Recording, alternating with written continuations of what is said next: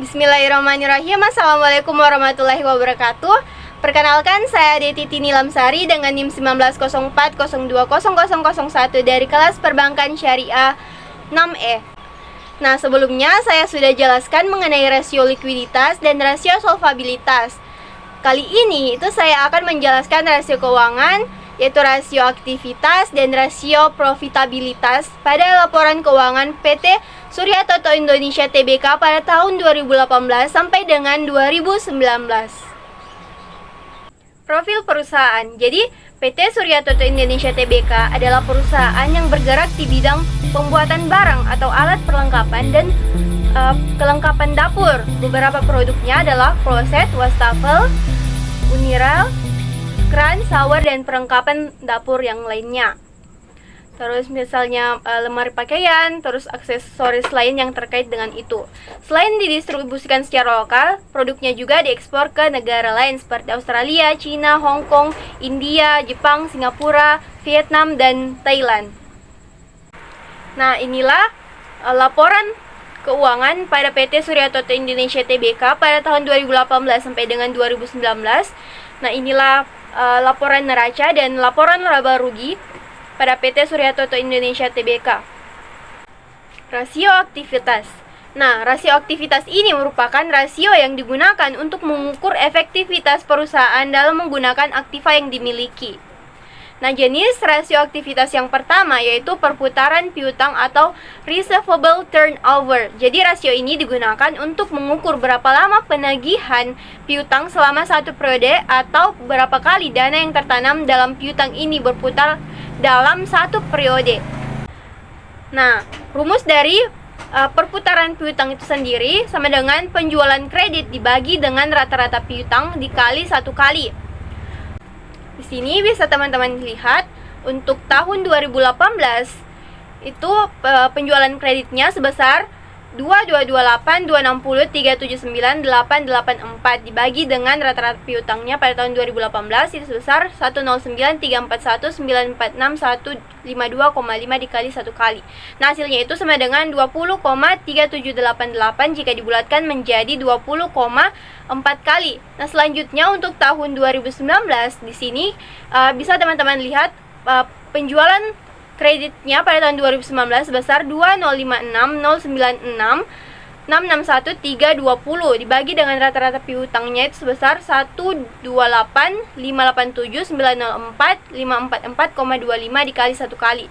Nah, hasilnya itu sama dengan 15,9898 jika dibulatkan menjadi 16 kali. Nah, kemampuan dana yang tertanam itu berputar dalam satu periode tertentu. Pada tahun 2018, PT Surya Toto Indonesia Tbk memiliki rata-rata dana tertanam dalam piutang berputar 20,4 kali. Sedangkan pada tahun 2019, rata-rata dana yang tertanam dalam piutang berputar sebanyak 16 kali. Nah, semakin tinggi rasio ini itu menunjukkan bahwa modal kerja yang ditanamkan dalam piutang semakin rendah dan kondisi ini bagi perusahaan semakin baik. Sebaliknya, jika rasio rendah berarti ada over investment dalam piutang. Terus yang kedua yaitu days of receivable. Nah, rumusnya itu sama dengan rata-rata piutang dikali dengan 360 dibagi dengan penjualan kredit dikali satu hari. Nah, di sini kita bisa lihat untuk tahun 2018 itu rata-rata piutangnya sebesar 109346152,5 dikali 360 dibagi dengan penjualan kreditnya itu sebesar 228260379,884 dikali satu hari. Nah, hasil kalinya tadi itu sebesar 39,363,100,614,900 dibagi dengan 228260379,884 dikali satu hari. Nah, hasilnya itu sama dengan 17,6653. Nah, jika dibulatkan itu menjadi 17,7 hari. Nah, selanjutnya yaitu untuk tahun 2019 itu rata-rata piutangnya sebesar 128587904,544,25 dikali 360 dibagi dengan 2056 0,96661,320 dikali 1 hari. Nah, hasil kalinya tadi itu sebesar 46,629,645,930 dibagi dengan penjualan kredit pada tahun 2019. Nah, hasilnya itu sama dengan 22,4162. Nah, jika dibulatkan itu menjadi 22,4 hari. Nah, rasio days of receivable yaitu rasio yang dimana periode rata-rata yang diperlukan untuk mengumpulkan piutang. Nah, pada tahun 2018, PT Surya Toto Indonesia Tbk mengumpulkan piutang dengan rata-rata setiap 17,7 hari sekali. Sedangkan pada tahun 2019, piutang dikumpulkan rata-rata setiap 22,4 hari sekali. Nah, makin kecil hari pengumpulan maka semakin baik pada PT Surya Toto Indonesia Tbk. Pada tahun 2018 lebih baik dibandingkan dengan tahun 2019 karena pengumpulan piutangnya itu lebih kecil. Terus yang ketiga yaitu perputaran persediaan atau inventory turnover. Jadi rasio ini digunakan untuk mengukur berapa kali dana ditanam dalam persediaan berputar dalam satu periode. Nah, rumus dari perputaran persediaan ini itu sama dengan harga pokok penjualan dibagi dengan rata-rata persediaan kali 1 kali. Nah, di sini kita bisa lihat untuk tahun 2018 itu harga pokok penjualannya sebesar 1640 546 621 356 dibagi dengan rata-rata persediaannya itu sebesar 740 846 384 434 dikali 1 kali. Nah, hasilnya itu sama dengan 2,3275. Nah, jika dibulatkan itu menjadi 2,3 kali. Selanjutnya untuk tahun 2019 di sini kita bisa lihat harga pokok penjualannya sebesar 1671090 856 395 dibagi dengan rata-rata persediaannya sebesar 582.002.107.619 kali 1 kali. Nah, hasilnya itu sama dengan 2,8712 jika dibulatkan menjadi 2,9 kali. Nah, rasio ini menunjukkan persediaan pada tahun 2018 itu berputar sebanyak 2,3 kali, sedangkan pada tahun 2019 itu berputar sebanyak 2,9 kali. Nah, semakin kecil angka rasio ini berarti semakin tidak bagus. Jadi perputaran persediaan pada PT Surya Toto Indonesia Tbk pada tahun 2019 itu lebih bagus dibandingkan pada tahun 2018 karena angka rasionya itu pada tahun 2018 itu lebih kecil. Terus yang keempat yaitu hari rata-rata penyimpanan persediaan atau average days inventory. Nah, rumusnya itu sama dengan rata-rata persediaan dikali 360 dibagi dengan harga pokok penjualan dikali 1 hari. Nah, di sini kita bisa lihat untuk tahun 2018 itu hari rata-rata penyimpanan persediaannya sama dengan rata-rata persediaannya itu sebesar 704.846 384 434 dikali dengan 360 dibagi dengan harga pokok penjualannya pada tahun 2018 itu sebesar 1.640.546 621 356 dikali dengan 1 hari. Maka hasilnya itu yang telah dikali tadi itu sebesar 253 744 698 396 240 dibagi dengan harga pokok penjualannya itu 1.640 546 621 356.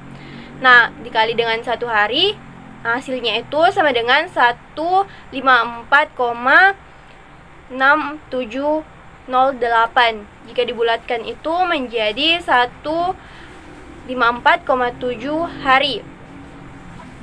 Nah, selanjutnya untuk tahun 2019 di sini kita bisa lihat itu rata-rata persediaannya sebesar 582.002.107.619 dikali dengan 360 hari. Nah, dibagi dengan harga pokok penjualannya itu sebesar 1.671.090.856.395 dikali dengan 1 hari, maka hasilnya itu sama dengan 125,3796 Nah, jika dibulatkan itu menjadi 125,4 hari. Nah, pada PT Surya Toto Indonesia Tbk pada tahun 2018 itu menahan persediaan di gudang rata-rata dalam sekali perputaran itu selama 154,7 hari. Sedangkan pada tahun 2019 itu menahan persediaan di gudang rata-rata dalam sekali putaran itu selama 125,4 hari. Nah, selanjutnya yang kelima yaitu perputaran modal kerja atau working capital turnover. Nah, rasio ini digunakan untuk mengukur berapa kali dana yang ditanamkan dalam modal kerja berputar dalam satu periode. Nah, working capital turnover ini mempunyai rumus sama dengan penjualan bersih dibagi dengan modal kerja rata dikali satu kali. Nah, untuk tahun 2018 itu kita bisa lihat di sini. Penjualan bersihnya itu sebesar 2,228, 260, 379, 884 dibagi dengan modal kerja rata-ratanya itu sebesar 885, 675, 427, 057 dikali satu kali. Nah, hasilnya itu sama dengan 2,5158. Nah, jika dibulatkan menjadi 2,5 kali. Untuk selanjutnya yaitu pada tahun 2019 perputaran modal kerjanya sama dengan penjualan bersihnya itu sebesar 2,056, 096, 661, 320 dibagi dengan modal kerja rata-ratanya itu sebesar 973,581, 660, 137 dikali satu kali. Nah, hasilnya itu sama dengan 2,1118 atau biasa dibulatkan menjadi 2,1 kali. Nah, dana yang tertanam dalam modal kerja pada tahun 2018 itu berputar sebanyak 2,5 kali. Pada tahun 2019 itu berputar sebanyak 2,1 kali. Nah, artinya pada tahun 2018 itu setiap Rp100 modal kerja itu dapat menghasilkan penjualan sebanyak Rp250. Sedangkan pada tahun 2019 itu setiap Rp100 modal kerja dapat menghasilkan penjualan sebanyak Rp210. Terus yang selanjutnya yang keenam yaitu perputaran aktiva tetap atau fixed asset turnover. Jadi rasio ini digunakan untuk mengukur berapa kali dana yang tertanam dalam aktiva tetap berputar dalam satu tahun. Nah, kita bisa lihat di sini rumus dari perputaran aktiva tetap itu sama dengan penjualan bersih dibagi dengan aktiva tetap dikali satu kali. Nah, untuk tahun 2018 itu penjualan bersihnya sebesar 2,228, 260, 379, 884 dibagi dengan aset tetapnya itu sebesar 732, 411, 678, 729 dikali satu kali, maka hasilnya itu sama dengan 3,042 atau dibulatkan menjadi 3 kali. Nah, selanjutnya itu untuk tahun 2019 itu perputaran aktivanya sama dengan penjualan bersihnya sebesar 2,056, 096, 661, 320 dibagi dengan aset tetapnya itu sebesar 684, 884, 793, 275 dikali satu kali, maka hasilnya itu sama dengan 3,002 atau dibulatkan menjadi 3 kali. Nah, perputaran aset pada 2018 yaitu sebanyak 3 kali, artinya setiap Rp100 aktiva tetap dapat menghasilkan penjualan sebanyak Rp300. Begitupun pada tahun 2019. Nah, selanjutnya yaitu jenis rasio aktivitas yang ketujuh adalah perputaran aktiva atau total asset turnover. Nah, rasio ini digunakan untuk mengukur perputaran semua aktiva yang dimiliki perusahaan dan mengukur berapa jumlah penjualan yang diperoleh dari setiap rupiah aktiva perusahaan. Nah, total asset turnover ini mempunyai rumus sama dengan penjualan bersih dibagi dengan total asset dikali satu kali. Nah, kita bisa lihat di sini untuk tahun 2018 itu perputaran aktivanya sama dengan penjualan bersihnya pada tahun 2018 itu sebesar 2,228, 260, 379, 884 dibagi dengan total asetnya sebesar 2,897, 119, 790, 044 dikali satu kali, Nah, hasilnya itu sama dengan 0,769 atau dibulatkan menjadi 0,8 kali. Nah, selanjutnya untuk tahun 2019 itu perputaran aktivanya sama dengan penjualan bersihnya pada tahun 2019 sebesar 2,056,096,661,320 dibagi dengan total asetnya pada tahun 2019 itu sebesar 2,918,467,252,139 dikali 1 kali. Nah, hasilnya itu sama dengan 0,704 atau dibulatkan menjadi 0,7 kali. Nah, dana yang tertanam dalam total aktiva itu rata-rata pada tahun 2018 berputar sebanyak 0,8 kali. Artinya setiap 100 rupiah total aktiva dalam setahun itu dapat menghasilkan pendapatan sebanyak 80 rupiah. Sedangkan pada tahun 2019 itu berputar sebanyak 0,7 kali. Artinya setiap 100 rupiah total aktiva dalam setahun itu dapat menghasilkan pendapatan sebanyak 70 rupiah. Nah, yang selanjutnya yaitu rasio profitabilitas. Rasio profitabilitas ini mempunyai jenis-jenis. Jenis yang pertama yaitu profit margin on sales. Jadi profit margin on sales ini terbagi lagi menjadi dua, yaitu profit margin dan net profit margin. Nah, rumus dari profit margin itu sendiri sama dengan penjualan bersih dikurang dengan harga pokok penjualan dibagi dengan penjualan. Nah, di dalam laporan keuangan itu kita bisa lihat untuk tahun 2018 profit marginnya sama dengan penjualan bersihnya itu sebesar 2228, 260, 379, 884 dikurang dengan harga pokok penjualan pada tahun 2018 itu sebesar 1640, 546, 621, 356 dibagi dengan penjualan pada tahun 2018 itu sebesar 228, 260, 379, 884. Nah, hasilnya itu sama dengan 0,2637. Nah, jika dibulatkan itu menjadi 0,26. Nah, jika diubah menjadi persen itu menjadi 26%.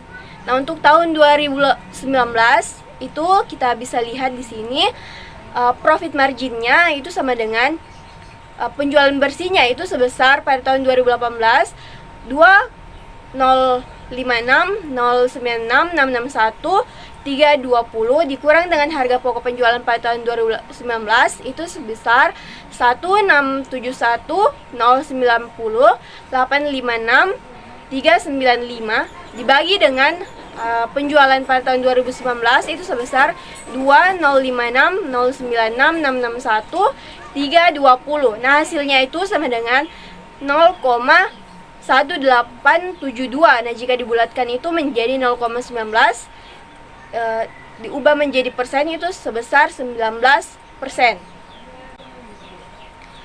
Nah, jika rata-rata industri untuk profit margin adalah 30%, maka pada tahun 2018 margin laba perusahaan itu dikatakan kurang baik. Begitupun pada tahun 2019, margin laba perusahaan itu dikatakan kurang baik karena masih berada di bawah rata-rata industri. Nah, yang selanjutnya yaitu net profit margin. Rumus dari net profit margin itu sendiri sama dengan earning after interest and tax dibagi dengan penjualan. Nah, kita bisa lihat untuk tahun 2018 itu net profit marginnya sama dengan EAT-nya itu kita bisa lihat pada 2018 sebesar 346,926,102 dibagi dengan penjualan pada tahun 2018 sebesar 2228, 260, 379, 884. Nah, hasilnya itu sama dengan 0,155. Nah, jika dibulatkan itu menjadi 0,16. Nah, jika diubah menjadi persen itu sama dengan 16%. Nah, selanjutnya untuk tahun 2019 itu kita bisa lihat net profit marginnya sama dengan EAT-nya kita bisa lihat pada tahun 2019 sebesar 140,597,509,15 dibagi dengan penjualannya sebesar 2,056,096,661,320. Nah, hasilnya itu sama dengan 0,0683. Nah, jika dibulatkan itu menjadi 0,7. Jika diubah menjadi persen, itu menjadi 7%.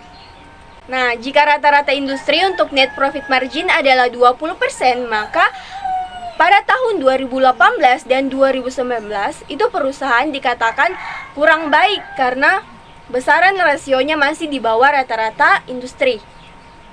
Terus yang selanjutnya yaitu jenis rasio profitabilitas yang kedua yaitu return on investment.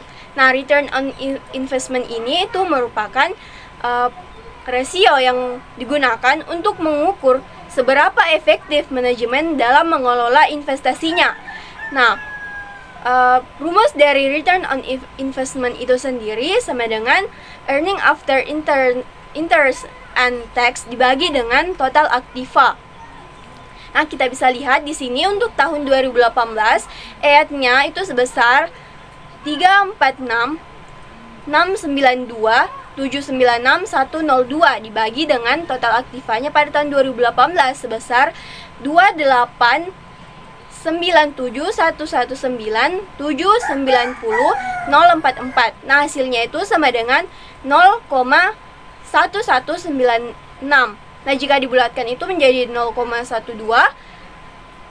Nah, jika diubah menjadi persen itu menjadi 12%.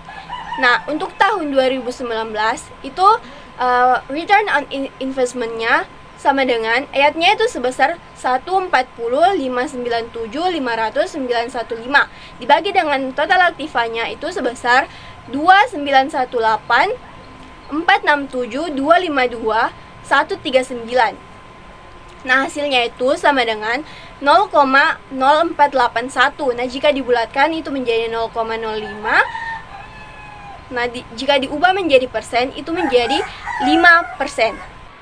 Perhitungan untuk return on investment pada tahun 2018 itu menunjukkan bahwa tingkat pengembalian investasi yang diperolehnya itu sebesar 12%. Kemudian pada tahun 2019 itu turun menjadi 5%. Artinya, hasil pengembalian investasi itu berkurang sebesar 7% dan ini itu menunjukkan bahwa ketidakmampuan manajemen untuk memperoleh return on investment-nya. Nah, jika rata-rata industri untuk ROI itu adalah 30%, berarti perusahaan pada tahun 2018 dan 2019 itu dikatakan kurang baik karena berada di bawah rata-rata industri. Terus yang selanjutnya yaitu jenis rasio profitabilitas yang ketiga yaitu return on equity. Nah, return on equity ini merupakan rasio yang digunakan untuk mengukur seberapa efisien penggunaan modal sendiri. Nah, rumus dari return on equity itu sendiri sama dengan earning after interest and tax dibagi dengan total ekuitas. Nah, kita bisa lihat di sini untuk tahun 2018 itu EAT-nya sebesar 346.692.796.102 dibagi dengan total ekuitasnya itu sebesar 929.477.152.737. Nah, hasilnya itu sama dengan 0,1796. Nah, jika dibulatkan itu menjadi 0,818. Nah, jika diubah menjadi persen itu menjadi 18%. Terus selanjutnya yaitu pada tahun 2019 itu return on equity-nya sama dengan EAT-nya itu sebesar 140.597.500.915 dibagi dengan total ekuitasnya itu sebesar 192.562.563.701. Nah, hasilnya itu sama dengan 0,0730. Nah, jika dibulatkan itu menjadi 0,07. Dan apabila diubah menjadi persen itu menjadi 7%. Perhitungan untuk return on equity pada tahun 2018 itu menunjukkan bahwa tingkat pengembalian ekuitas yang diperolehnya itu sebesar 18%. Dan kemudian pada tahun 2019 itu turun menjadi 7%. Nah, artinya hasil pengembalian ekuitas itu berkurang sebesar 11%. Dan ini tuh menunjukkan ketidakmampuan manajemen untuk memperoleh return on equity-nya. Nah, jika rata-rata industri untuk return on equity itu adalah 40%, berarti perusahaan pada tahun 2018 dan 2019 itu dikatakan kurang baik karena besaran rasionya masih di bawah rata-rata industri. Terus yang terakhir yaitu laba per lembar saham biasa atau earning per share of common stock. Jadi laba per lembar saham biasa ini itu digunakan untuk mengukur keberhasilan manajemen dalam mencapai keuntungan bagi pemegang saham. Nah, rumusnya itu sama dengan laba bersih dibagi dengan saham biasa yang beredar. Nah, kita bisa lihat di laporan keuangan itu untuk tahun 2018 laba per lembar sahamnya itu sama dengan laba bersihnya sebesar 346.692.796.102 dibagi dengan saham biasa yang beredar itu sebesar 10.320 juta. Hasilnya itu 33,59. Nah, untuk tahun 2019 itu laba per lembar sahamnya sama dengan laba bersihnya itu sebesar 140.597.500.915 dibagi dengan 10.320 juta, itu hasilnya sama dengan 13,62.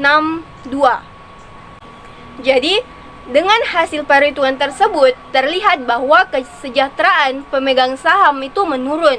Sehubungan dengan menurunnya laba per lembar saham yang dihasilkan perusahaan, penurunan ini itu cukup besar pada tahun 2019. Nah, itulah penjelasan mengenai analisis rasio aktivitas dan analisis rasio profitabilitas pada PT Surya Toto Indonesia Tbk pada tahun 2018 sampai dengan 2019. Kurang lebihnya mohon dimaafkan dan semoga bermanfaat. Wabillahi taufiq wal hidayah. Wassalamualaikum warahmatullahi wabarakatuh.